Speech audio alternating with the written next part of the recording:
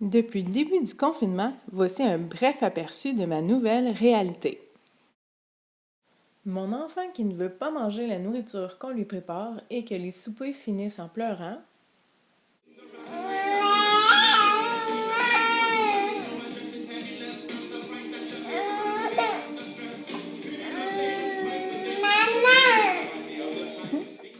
Des jouets qui traînent à n'en plus finir un peu partout dans la maison parce que tu as beau les ramasser, 10 minutes plus tard, l'avalanche est revenue. Lorsqu'on décide soudainement de commencer à chanter des comptines pour que notre enfant réalise la tâche qu'on veut lui faire et qu'on se rende compte que ça marche pas du tout. Brosse, brosse, brosse, je me brosse les dents, c'est dans la c'est dans la avant. Brosse, brosse, brosse, je me brosse les dents, brosse, brosse, brosse, brosse, je les brosse souvent. Non, non, faut brosser tes dents. Faut brosser tes dents. Faut juste brosser tes dents. Oui, faut les brosser. Les tâches de la maison qu'on ne cesse de refaire et refaire et refaire constamment. Passer du temps fou sur Internet pour essayer de trouver des activités hyper intéressantes à faire pour nos enfants. Lorsqu'on réalise qu'on n'a jamais pris autant de promenades avec nos enfants que depuis le dernier mois. Lorsque tu demandes à ton chum de faire une petite tâche, comme par exemple, j'avais demandé à mon chum de mettre du collant sur le fil de la caméra pour que mon fils arrête de jouer avec dans son lit. Eh bien, je vous confirme qu'il ne pourra plus jouer avec ce papier collant-là. Parce qu'on a beaucoup trop de temps devant nous et que mon chum puis moi, on se dit « Hey, on aurait besoin d'un garde-manger, pourquoi pas s'en créer un? » et qu'on décide de faire un méga trou dans notre mur. Ça, c'est la face qu'on fait quand on se rend compte que ça fait maintenant plus d'un mois qu'on n'a pas pris le temps de se préparer moindrement. Quand on se rend compte qu'il est juste 8h30 et qu'on est déjà prêt à aller se coucher tellement qu'on est brûlé. Bonjour à tous les parents, je m'appelle Cynthia et je suis certaine que je ne suis pas la seule à vivre cette nouvelle réalité-là. Si j'ai décidé de vous partager des moments personnels de ma vie, c'est parce que je sais qu'on vit tous un peu la même réalité. Premièrement, ne lâchez surtout pas le beau travail que vous faites avec vos enfants depuis plus d'un mois maintenant. Je sais que c'est pas toujours évident, mais ça remplace quand même pas tous les beaux moments qu'on peut vivre avec nos enfants depuis le début du confinement. C'est alors que le sujet de ma vidéo d'aujourd'hui est la routine. Je sais qu'il n'y a pas beaucoup de parents qui aiment utiliser le mot routine, sauf que on peut aussi utiliser un autre synonyme, puis on pourrait aussi l'appeler un quotidien prévisible pour les enfants. Il faut aussi une routine, oui, mais souple, une journée à la fois. Le pourquoi que les routines existent, c'est parce que ça va sécuriser vos enfants. Parce que partout dans les moments importants de leur vie, que ce soit à l'école, à la garderie, ils en ont une routine. Et dans l'enfance, ils savent beaucoup plus à quoi s'attendre de leur journée, ça les sécurise et en plus, ça diminue les crises. Ce qui est important de comprendre avec les routines, c'est qu'il n'y en a pas une de meilleure qu'une autre. Ce qui est important, c'est que vous fassiez une routine pour vos enfants qui est à votre image et qui ressemble aux besoins de votre famille à vous. Qui dit routine ne dit pas toujours aussi nécessairement faire les mêmes activités ou les mêmes tâches au même moment de la journée. Pour les tout petits de 2 à 5 ans, ce qu'ils recommandent, c'est de diviser les moments de la journée. Comme par exemple, si vous avez déjà une routine du matin ou déjà une routine du soir d'installer, durant le confinement, vous pouvez diviser alors l'avant-midi et l'après-midi. Instaurer une routine simple avec un tout petit l'aidera à se repérer dans le temps, comme le matin, l'après-midi et le soir, comprendre les moments où on est disponible à jouer avec eux, mieux gérer ses émotions car il se sent en sécurité dans un environnement prévisible, augmenter sa capacité à jouer seul et développer son autonomie et sa créativité par l'ennui. Pour les plus grands qui vont à l'école, eux aussi, ils sont habitués d'avoir une planification de journée. Comme pour les tout petits, une structure et un cadre souple, c'est sûr que c'est gagnant. Si vous voulez que votre enfant aussi adhère à la routine que vous voulez créer pour lui, impliquez-les. C'est sûr qu'en les impliquant, ils vont être beaucoup plus intéressés à vouloir y participer et à réaliser les activités qu'eux-mêmes ont décidé de faire durant leur propre journée.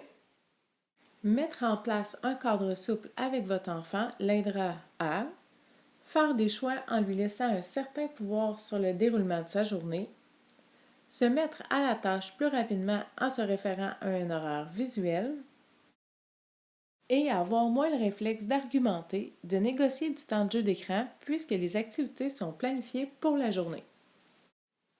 Je vous ai donc préparé des exemples de routines que vous pouvez réaliser pour vos enfants. Les voici. Pour la première exemple de routine, j'ai pris 2 cartons que j'ai inscrits l'avant-midi et l'après-midi. Vous pouvez diviser en 4 ou 5 cases. Lorsque chaque activité est réalisée, vous demandez à votre enfant de fermer la case à l'aide de velcro pour lui montrer que l'activité a été faite et vous passez alors à la prochaine activité et ainsi de suite. Pour le deuxième exemple, j'ai seulement pris un vieux cabaret que je ne me servais plus. J'ai ensuite seulement inscrit avant-midi et après-midi. J'ai collé des velcros en le nombre d'activités que je souhaitais réaliser pour chaque période de la journée. Vous pouvez aussi décider de faire de plus longues activités le matin, qui fait en sorte qu'il va y avoir 4 photos d'activités, et faire de plus petites activités l'après-midi, qui va vous en donner 5. C'est vraiment à vous de choisir ce que vous souhaitez. Pour la troisième exemple de routine, vous pouvez aussi seulement coller de la ficelle au mur avec des petites épingles et suspendre les photos pour indiquer les activités à réaliser pour la journée. Pour la quatrième exemple, si vous n'avez pas de velcro à la maison, vous pouvez seulement prendre une feuille, la diviser en 2 parties et accrocher les photos à l'aide d'épingles. Pour la dernière exemple de routine, ça s'adresse aux plus grands qui savent lire l'heure. Vous pouvez utiliser une horloge et coller au mur des velcro. Vous pouvez en coller aux heures et aux 30 minutes également si vous voulez faire des activités de 30 minutes ou de 1 heure durant la journée. Voici maintenant d'autres exemples que vous pouvez vous inspirer. Durant le confinement, vous pouvez aussi commencer à introduire des choses qui n'étaient pas encore vraiment installées avant, comme par exemple les fameuses tâches ménagères. Voici la charte des tâches et ça commence vraiment dès l'âge de 2 ans et jusqu'à l'adolescence. Alors prenez le temps de regarder ça et il y a vraiment beaucoup de choses que les enfants peuvent vous aider, même en bas âge.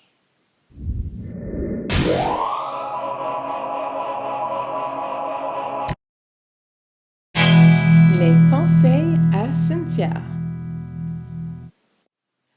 Ce que je vous conseille, c'est qu'à tous les jours, après le déjeuner, créez la routine avec votre enfant pour qu'il puisse choisir les activités qu'il souhaite faire durant sa journée. Ce que je vous conseille, dans la routine, incluez les collations, les dîners, les siestes, parce que ça fait vraiment partie de la routine normale d'une journée. Si vous avez besoin de moments et que votre enfant doit s'occuper par lui-même, faites-lui choisir un jeu qu'il va pouvoir jouer seul. Comme par exemple, vous pouvez utiliser le système des faux choix. Alors, si par exemple, vous devez aller faire le dîner, à la dernière activité, le dernier une demi-heure ou 1 heure avant qu'il dîne, vous pouvez vous-même proposer, bon ben parfait, à ce moment-là, tu vas pouvoir soit jouer au Lego ou soit dessiner. Alors, quelle activité que tu aimerais faire? Et là, l'enfant, dans le fond, il va quand même avoir l'impression que c'est lui qui a fait le choix. Mais à vrai dire, c'est vous, en tant que parent, qui avez décidé un peu pour lui. Mais lui, puisqu'il a fait un choix entre 2 activités, il a quand même l'impression qu'il a du pouvoir et que c'est lui qui a choisi l'activité qu'il veut faire. Ce système de faux choix-là, tu peux aussi l'utiliser dans n'importe quelle autre sphère de la vie de ton enfant. Parfois, ça peut éviter vraiment beaucoup de crises. N'hésitez pas aussi à inclure dans la routine de votre enfant un moment seul avec papa et un moment seul avec maman. Si les deux vous êtes à la maison, ça peut permettre justement à l'autre parent de pouvoir réaliser d'autres tâches seul ou même faire une autre activité juste pour lui-même. Alors ça aussi, c'est une belle alternative que vous pouvez faire dans la routine de vos enfants. Pour les enfants qui vont à l'école, vous pouvez aussi en profiter pour leur demander s'ils aiment mieux faire les exercices scolaires le matin ou l'après-midi. Alors, c'est donc eux qui choisissent quand est-ce qu'ils veulent réaliser leur exercice. Lorsque les enfants s'ennuient, j'ai fabriqué pour vous un visuel, le fameux pot ennui.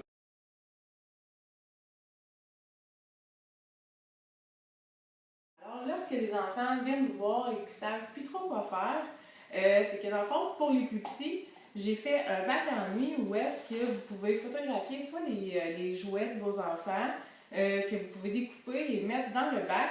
Et lorsqu'ils s'ennuient, ils pigent une activité et c'est l'activité qu'ils doivent faire pour se désennuyer. C'est un peu le même principe pour les plus grands. Pour ceux qui savent lire, vous pouvez prendre des petits bâtonnets, vous pouvez écrire des activités dessus. Donc, quand il s'ennuie, vous lui demandez de piger dans le pot ennui et il fait l'activité. Alors, voici mon astuce. Ce qui peut être intéressant aussi pour les enfants de 2 jusqu'à 6-7 ans, c'est d'utiliser le time timer. Qu'est-ce que ça fait? C'est que ça leur permet d'avoir un visuel sur le nombre de temps que l'activité dure. Ou si vous n'avez pas de time timer, vous pouvez seulement mettre la minuterie du four dans la cuisine et lorsque ça sonne, c'est parce que l'activité est terminée. Sur le site internet de Naître et Grandir, ils ont publié des activités en ligne pour occuper les enfants durant le confinement. En voici donc quelques-unes. Dans la section Activités physiques, il y a des ateliers de danse pour les enfants de 3 à 6 ans. Vous pouvez faire Bouger autrement, qui est des séances d'entraînement pour enfants en ligne du lundi au vendredi. Vous pouvez réaliser des cubes énergie du grand défi Pierre Lavoie, faire des séances de yoga en famille et il y en a plusieurs autres. Si vous manquez de livres à la maison, il y a également la possibilité de faire de la lecture numérique grâce aux bibliothèques de Montréal. Il y a également une multitude de comptes en ligne pour les enfants, tels que Ça va bien aller avec Biscuit et Cassonade, qui est un livre dans lequel deux moutons expliquent leur confinement. Il y a le Festival de littérature jeunesse de Montréal qui, chaque jour à 11 heures, une personnalité du monde littéraire raconte une histoire aux tout-petits. Il y a aussi les contes à relais qui sont des conteurs du Québec qui s'unissent pour raconter des contes traditionnels. Il y a aussi l'heure du conte avec Harry Cuicui qui lit une histoire tous les matins à 10 heures et il y en a plein d'autres. Si vous manquez d'inspiration pour les dessins et bricolages, le site vous en offre beaucoup, tels que Bricoler avec la nature, la chasse aux arcs-en-ciel. Il y a aussi une artiste qui offre des cours de dessin pour les enfants de 6 à 12 ans, dessins à colorier et jeux de cherche et trouve à imprimer. Pour en savoir plus, allez consulter le site internet. Dans la section Jeux et activités, Alloprof ont mis des activités pour les élèves du primaire. Il y a également C'est moi le chef et Cuisiner en famille qui sont des ateliers de cuisine que vous pouvez réaliser avec vos enfants. Et il y a la compagnie des enfantillages qui vous propose 100 activités à faire en famille et il y en a plein d'autres. Pour ce qui est des jeux éducatifs et activités scolaires, vous pouvez avoir accès à plusieurs ressources. Alloprof offre des exercices, des jeux et un service d'aide pour les élèves du primaire et secondaire. Il y a aussi l'école ouverte qui est la plateforme du ministère. Vous avez accès à mon sac d'école virtuel pour les élèves du primaire. Il y a NetMath qui est apparemment une plateforme super pour les mathématiques pour les élèves du primaire et secondaire. Et il y a la classe de Marie-Ève qui est une professeure qui donne des ateliers en français et mathématiques pour le primaire. Durant le confinement, vous avez également la chance d'avoir accès à certains musées, tels que la Société des musées du Québec et le Musée canadien de l'histoire qui offre des visites virtuelles de certaines expositions. Dans la catégorie Sciences et expériences, il y a Cœur des sciences qui donne des ateliers scientifiques pour les ados qui sont présentés chaque jour. Il y a Les débrouillards qui offrent également des expériences scientifiques en direct. Il y a aussi le zoo de Grimby qui donne des capsules éducatives durant certains jours de la semaine. Et vous avez la chance également d'observer les pandas du zoo d'Atlanta grâce à une webcam. Dans la catégorie spectacle et cinéma, le Cirque du Soleil a mis en ligne leur magnifique spectacle Feria l'attraction et l'Office national du film ont plusieurs films d'animation pour enfants que vous avez accès.